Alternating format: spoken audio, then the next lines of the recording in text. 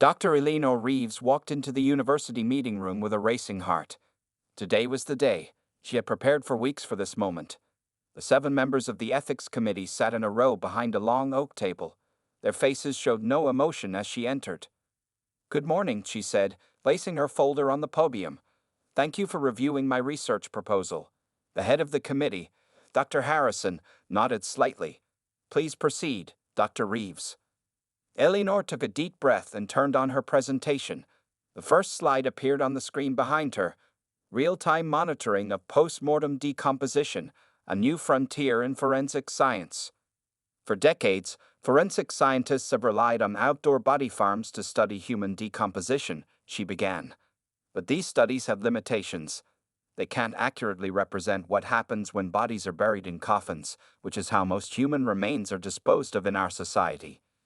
She clicked to the next slide showing a specially designed coffin with a small, high-resolution camera system built into the lid. "My proposal is straightforward. With proper consent from donors, we will place this non-invasive camera system in a coffin to monitor the early stages of decomposition. This will give us unprecedented data on how bodies break down in actual burial conditions." Dr. Chen, the youngest committee member, leaned forward. "And the purpose of this research?" "Time of death calculations," Eleanor replied confidently. "Current methods can be off by days or even weeks. This research could help us narrow that window significantly, which would be invaluable for criminal investigations." The room fell silent as the committee members exchanged glances. Dr. Harrison removed his glasses. "Dr. Reeves, while your scientific reasoning is sound, there are serious ethical considerations here. Many would find this disturbing." Eleanor had expected this. "I understand your concerns. That's why we've designed strict protocols.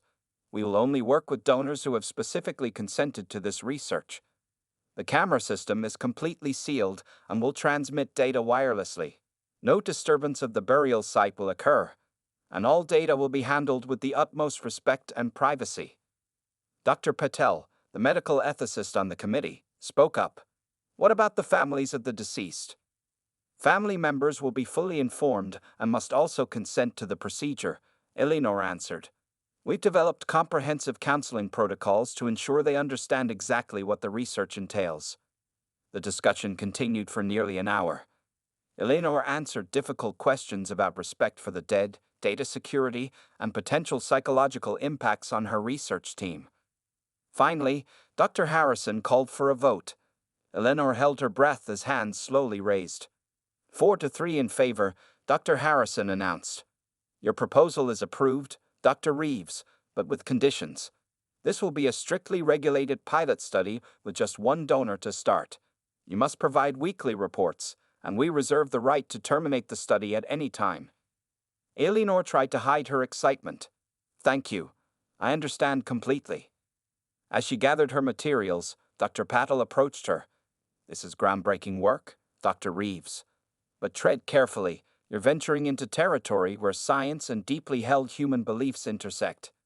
Eleanor nodded. "I know. We'll proceed with the greatest respect and care."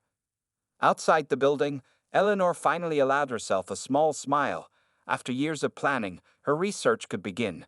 She had no idea that what the camera would eventually reveal would change everything, not just for forensic science, but for her understanding of life and death itself. 3 weeks after getting approval, Dr. Eleanor Reeves still had no volunteers for her study.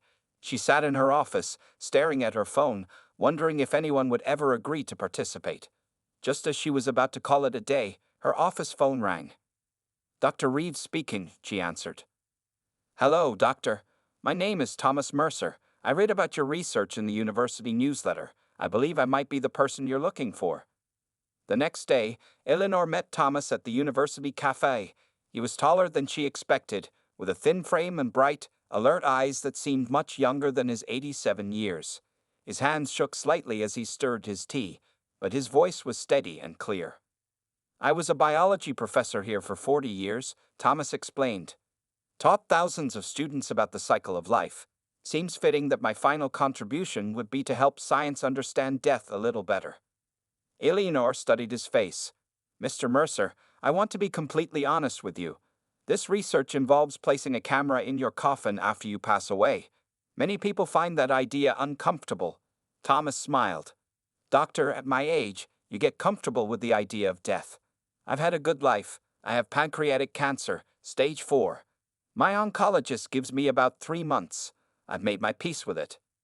He pulled out a folder from his bag. My affairs are in order. My children know my wishes. They're scientists too. My daughter's a marine biologist and my son's a chemist. They understand the importance of research. Eleanor was touched by his matter-of-fact approach. Still, I'd like you to take some time to think about it. This isn't a decision to make in one day. I've been thinking about it since I read your article, Thomas said firmly. Science has been my life's work. Why not my death's work too? He laughed at his own joke. Over the next several weeks, Eleanor met with Thomas regularly. They reviewed the research protocols, signed consent forms, and discussed the camera system in detail. Thomas asked intelligent questions about data collection and analysis. Sometimes their conversations drifted to other topics, books they both read, places they traveled, or Thomas's grandchildren. During one meeting at Thomas's home, he showed Eleanor a small wooden box on his shelf. Made this in woodshop when I was just 16, he said, opening it to reveal old photographs and letters. Been collecting memories my whole life. Now you'll be collecting my final chapter. Eleanor felt a lump in her throat. She had expected this project to be purely scientific, but she hadn't anticipated forming such a connection with her study participant. One rainy Tuesday afternoon, Eleanor received a call from Thomas's son. Thomas had been admitted to hospice care. His condition had deteriorated faster than expected. Eleanor visited him that evening. He was frail now, but his eyes still held that same curiosity she'd seen at their first meeting. Promise me something, Thomas whispered, his voice barely audible. Whatever you find, use it. Don't let bureaucracy or fear stop the research. I promise, Eleanor said, squeezing his hand gently. 2 days later, Thomas passed away peacefully in his sleep. As Eleanor prepared for the next phase of her research, she felt both scientific anticipation and personal sadness. Thomas wasn't just subject one anymore. He had become her friend, and his final gift to science was also a gift of trust to her. Eleanor was determined not to let him down, unaware that what the camera would reveal would test every scientific belief she held. The morning of Thomas Mercer's funeral dawned clear and cool. Dr. Eleanor Reeves arrived at the mortuary 3 hours before the service was scheduled to begin. She carried a small black case containing the specialized camera system that represented months of design work and Thomas's final contribution to science. Dr. Reeves, we're ready for you, said Michael, the funeral director. He led her to a private room where Thomas's coffin waited. Eleanor paused at the doorway. This was the moment when her theoretical research became very real. She had worked with cadavers before in her forensic training. This felt different. This was Thomas. Would you like a moment alone before we begin? Michael asked, sensing her hesitation. No, thank you. We should proceed while we have time, Eleanor replied, setting her case on a nearby table. Dr. Daniel Patel, her research partner and the engineering mind behind the camera system, arrived a few minutes later. Together, they put on latex gloves and began their careful work. The system needs to be positioned at precisely the right angle, Daniel explained as he removed the small device from its protective casing. It was about the size of a deck of cards, with a specialized lens designed to work in complete darkness. Eleanor gently lifted the coffin lid. Thomas lay peaceful in a dark blue suit, just as his children had chosen. She paused briefly, remembering their conversations over tea. Let's be respectful and quick, she said to Daniel. They worked silently, attaching the camera to the underside of the coffin lid. The system was designed to draw minimal power, with batteries that could last for 6 months. It would activate remotely only when they initiated data collection. The transmitter is functioning perfectly, Daniel said, checking the readings on his tablet. The system will remain dormant until we activate it 3 days after burial, as planned. Eleanor nodded. Are the environmental sensors in place? Yes, we'll get temperature, humidity, and air composition readings along with the visual data. As they worked, Eleanor explained each step to Thomas in a quiet voice, as if he could hear her. Daniel didn't comment on this behavior, understanding it was her way of maintaining respect for their volunteer. The camera is secured and calibrated, Daniel announced finally. The system is completely sealed and won't interfere with any natural processes. Eleanor checked everything one last time before they carefully closed the coffin lid. She placed her hand on the polished wood for a moment. "Thank you, Thomas," she whispered. The funeral began at noon. Eleanor sat in the back row of the small chapel, watching as Thomas's children and grandchildren shared stories about his life. His daughter mentioned his final contribution to science, describing her father as curious until the very end. After the service, Eleanor approached Thomas's family. "Thank you for supporting your father's decision," she said to his son, Robert. "This research means a great deal to our field." Robert shook her hand firmly. "Dad believed in what you're doing. He told us it gave him comfort in his final weeks, knowing his death would have purpose." As the burial proceeded at the cemetery, Eleanor stood at a respectful distance. The university had arranged for Thomas to be buried in a special research section of the cemetery, where their work would not disturb other mourners. Once the family had departed and cemetery workers had completed the burial, Eleanor and Daniel tested the signal strength one final time. Everything was working perfectly. In 3 days, they would activate the camera and begin collecting the first data of its kind. Walking back to her car, Eleanor felt both the weight of responsibility and the excitement of scientific discovery. Neither she nor Daniel could have imagined what they would see when they finally activated the camera, something that would challenge their understanding of death itself. 3 days after Thomas Mercer's burial, Dr. Eleanor Reeves arrived at her laboratory an hour earlier than usual.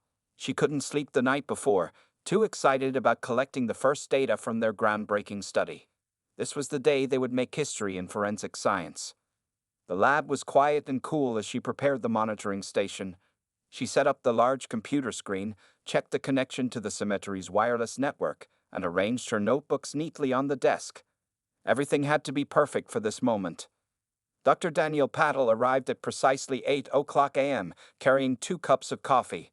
"Thought you might need this," he said, handing one to Eleanor. "Big day." "Thanks," she replied, taking a sip. "Are you ready?" Daniel nodded and set down his bag. "I double-checked the signal strength remotely this morning. Everything looks good. The battery levels are optimal." They were joined by Lisa Wam, the graduate student assigned to help document the project. Lisa set up the video camera to record their reactions and the screen during the first data collection. "Recording has started," Lisa announced. "We are about to activate the in-coffin camera system for the first time in history." Eleanor took a deep breath and looked at her colleagues. "Let's proceed." Daniel typed a series of commands on the keyboard. The screen flickered, showing the university logo, then a connection status bar. "Connecting to device TC001, he narrated for the record. Activation sequence initiated." The 3 researchers leaned forward, eyes fixed on the screen. This was the moment they had worked toward for months. The screen suddenly went black. Then, a faint image began to form. But instead of the clear view of Thomas they expected, all they could see was a strange blur of light and shadow. "What's happening?" Eleanor asked, frowning.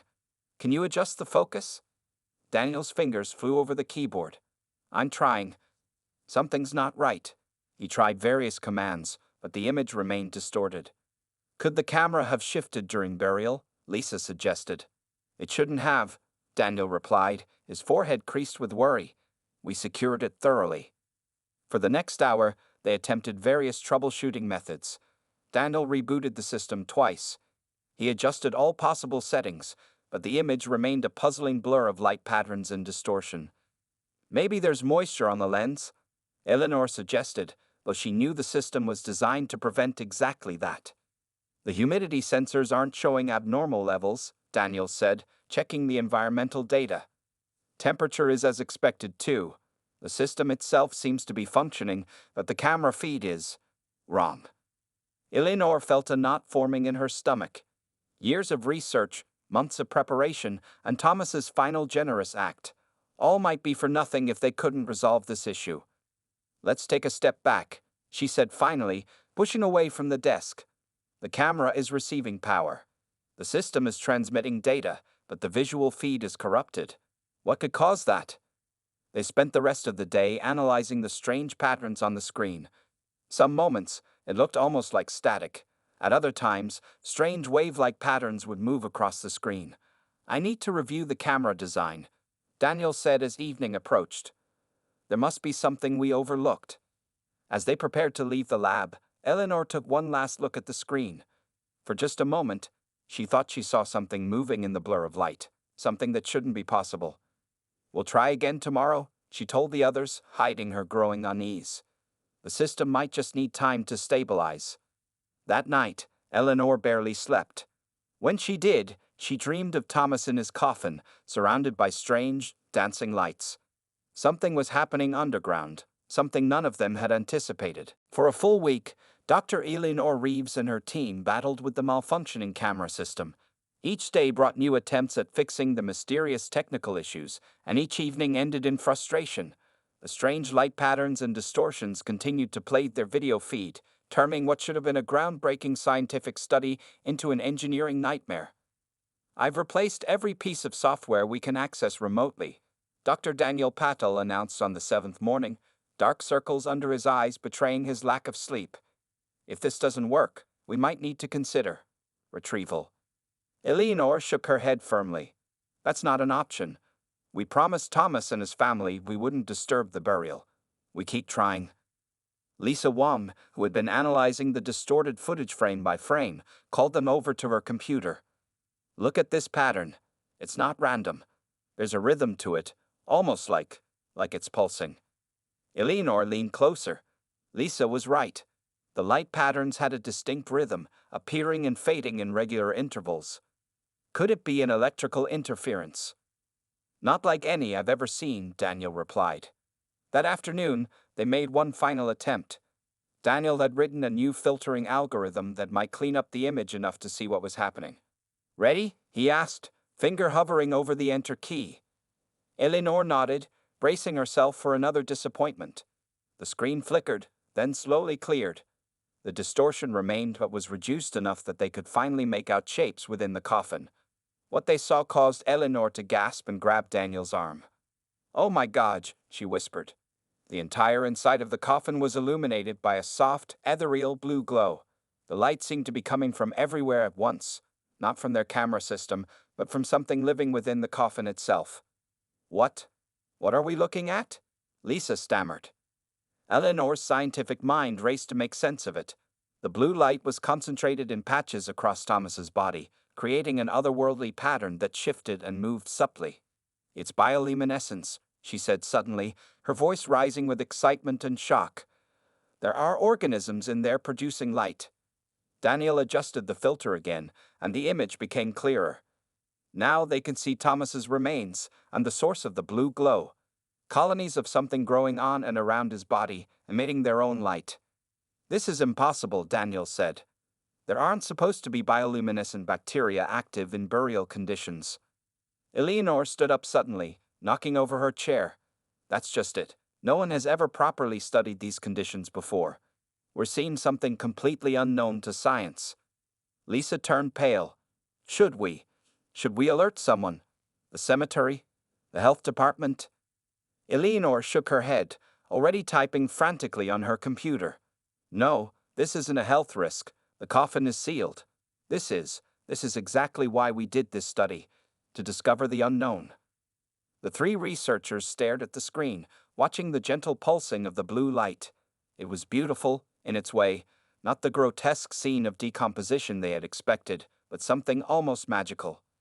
"Thomas would have loved this," Eleanor whispered, a smile spreading across her face despite her shock. "His final contribution to science turned out to be far more significant than any of us imagined." Daniel nodded slowly, still staring at the screen. "We need to document everything. Take readings of the light wavelength, track the pattern of growth. This could be a completely undiscovered species." "I'll start setting up the continuous recording," Lisa said, her initial fear giving way to scientific curiosity. As they worked frantically to capture every aspect of their unexpected discovery, Eleanor couldn't help but feel that Thomas was somehow still participating in this research, his body becoming the home for a phenomenon that might revolutionize multiple fields of science. The screams of shock had given way to excited chatter as the team prepared to document what would soon become known as Mercer's phenomenon, the first documented case of posthumous bioluminescence in human burial conditions. We need to understand exactly what we're dealing with, Dr. Eleanor Reeves said, pacing the lab the morning after their discovery. She had barely slept, her mind racing with questions about the blue light in Thomas's coffin. The team had set up a 24-hour monitoring station. The main screen now displayed the coffin's interior in remarkable clarity after Daniel refined his filtering algorithm. The beautiful blue glow continued to pulse rhythmically, growing stronger in some areas while fading in others.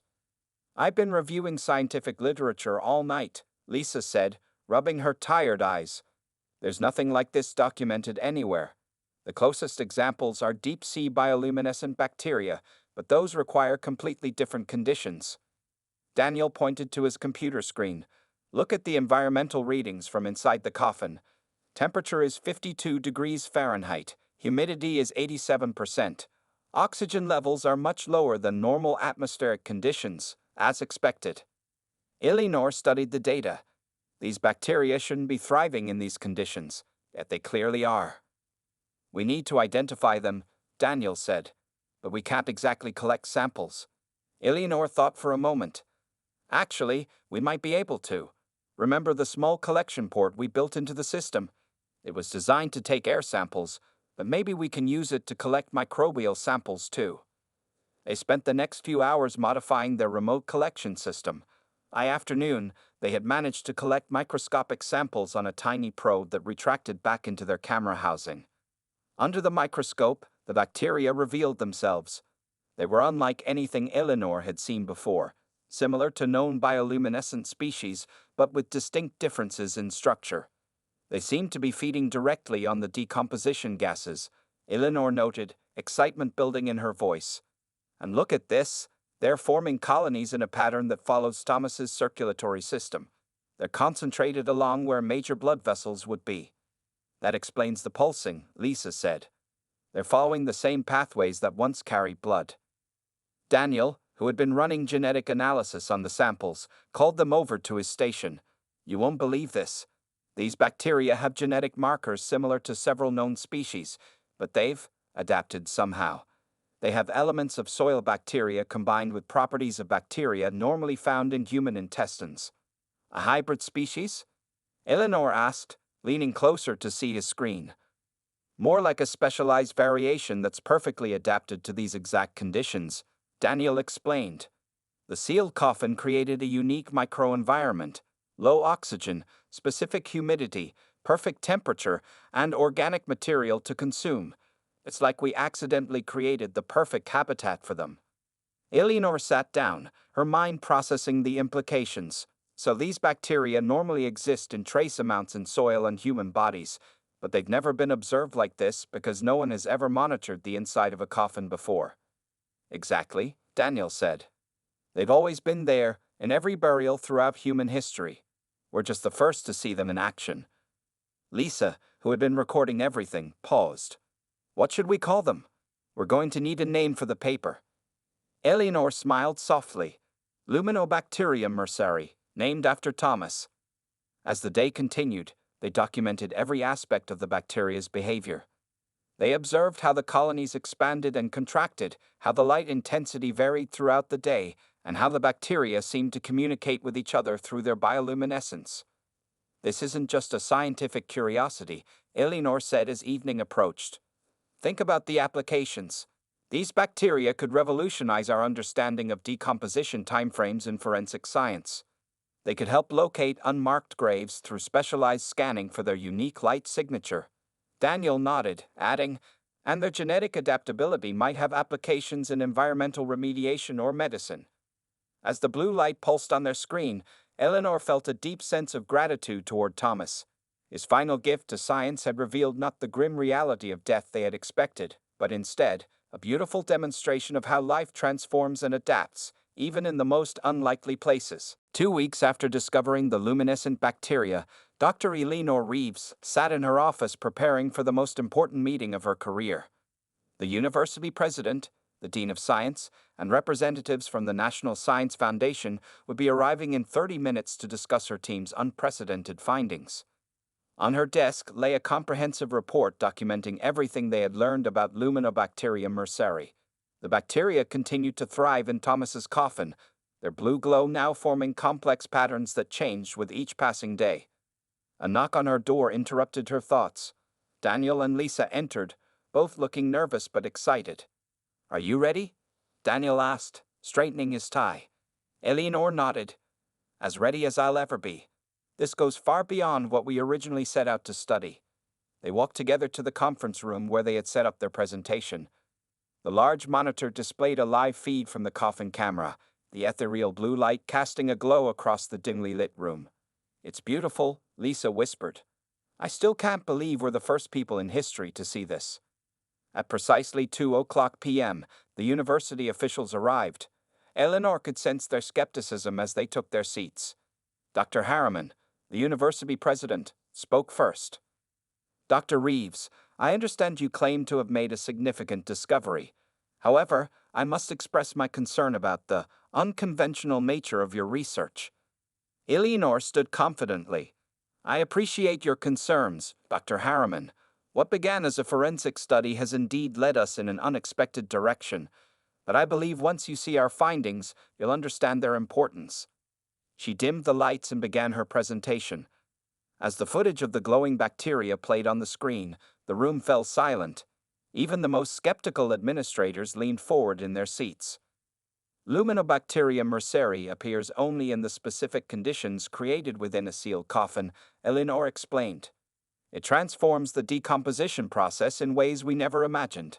Instead of simply breaking down organic matter, these bacteria create a complex ecosystem that evolves over time." Daniel took over, explaining the bacteria's unique genetic structure and how it differed from known bioluminescent species.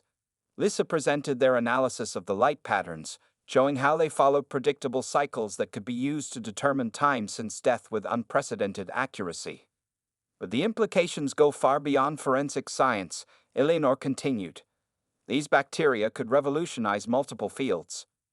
She displayed a series of potential applications they had identified: new methods for detecting clandestine graves using specialized light sensors, biodegradable light sources powered by organic waste, improved techniques for studying decomposition without disturbing burial sites, and even possible medical applications for the bacteria's unique enzymes.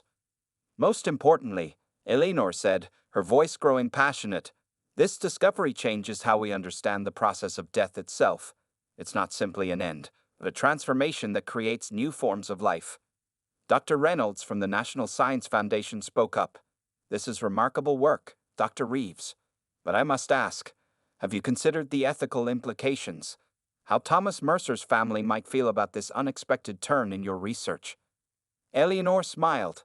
"That was my first concern as well. I spoke with Thomas's children yesterday. They were moved to tears, not out of distress, but because they felt their father's contribution to science had exceeded everyone's expectations. His son said, and I quote, 'Dad would have been absolutely thrilled to know he was still helping science glow brighter.'" The tension in the room eased.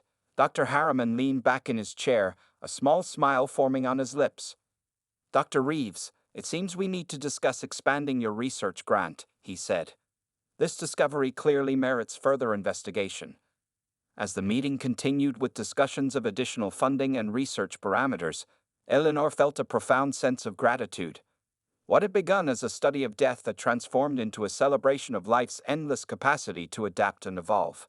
Somewhere, she felt certain, Thomas Mercer was smiling at this unexpected twist in his final chapter. 6 months had passed since the discovery of Luminobacterium merceri. The university auditorium was filled to capacity for the first annual Thomas Mercer Memorial Symposium on Bioluminescent Research. Scientists from around the world had gathered to share their findings related to the remarkable bacteria that had changed multiple fields of science. Dr. Eleanor Reeves stood backstage, reviewing her notes one last time.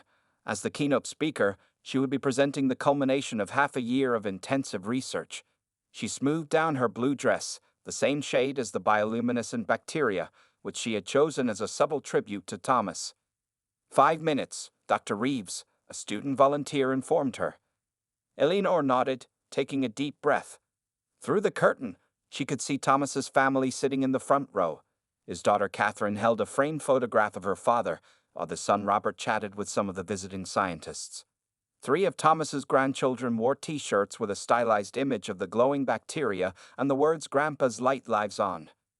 The Dean of Science stepped to the podium and began the introduction. What began as a controversial study has led to one of the most significant biological discoveries of the decade, he said. Today, we honor both the science and the man who made it possible. When Eleanor was called to the stage, the applause was thunderous. She stepped to the podium and waited for the room to quiet. 6 months ago, my team and I screamed in shock when we first saw the unexpected glow inside Thomas Mercer's coffin, she began, drawing gentle laughter from the audience. Today, that same phenomenon has illuminated new pathways across multiple scientific disciplines. She clicked to the first slide, showing the latest image from the coffin camera. The bacteria had evolved further, creating intricate patterns that pulse with life. Luminobacterium merceri has now been documented in controlled studies across 12 different research sites. We've confirmed it exists naturally in trace amounts in soil and human intestinal flora, but only flourishes in the specific conditions we first observed. Eleanor walked the audience through the remarkable developments of the past 6 months. Forensic scientists had already used the bacteria's predictable growth patterns to establish more accurate time-of-death calculations in 3 criminal cases. Environmental researchers had discovered that variations of the bacteria could break down certain pollutants while emitting their characteristic glow. Perhaps most remarkably, Eleanor continued, medical researchers have identified enzymes produced by L. merceri that show promise in treating certain antibiotic-resistant infections. What began as a study of death may ultimately help save lives. She clicked to a slide showing a nighttime photograph of a small garden on the university grounds. Small blue lights glowed throughout the plantings. Last month, we established the Thomas Mercer Memorial Garden. Plants there are nourished with a special soil containing a safe, modified version of the bacteria. Each night, visitors can see the gentle blue glow that has become Thomas's living legacy. Eleanor turned to look directly at Thomas's family. Science often advances through careful planning and methodical work. But sometimes, the greatest discoveries come from unexpected places. Thomas Mercer didn't just volunteer for a study, he gave us a window into a previously unseen world that had existed alongside humanity throughout our history. She paused, her voice growing more personal. In our original study, we sought to understand death better. Instead, we discovered that death itself is part of life's continuous cycle. What ends for one organism becomes the beginning for countless others. As Eleanor concluded her speech, the image on the screen changed to a side-by-side comparison, Thomas's smiling face in life and the beautiful blue glow his body had nurtured after death. "This is Thomas Mercer's true legacy," she said softly. "He showed us that even in darkness, life finds a way to create light." The audience rose in a standing ovation. Thomas's children wiped tears from their eyes while smiling proudly. As Eleanor looked out at the gathering of scientists whose work had been transformed by their discovery, she knew that the camera placed in a coffin had captured far more than expected. It had recorded the beautiful continuity of life itself.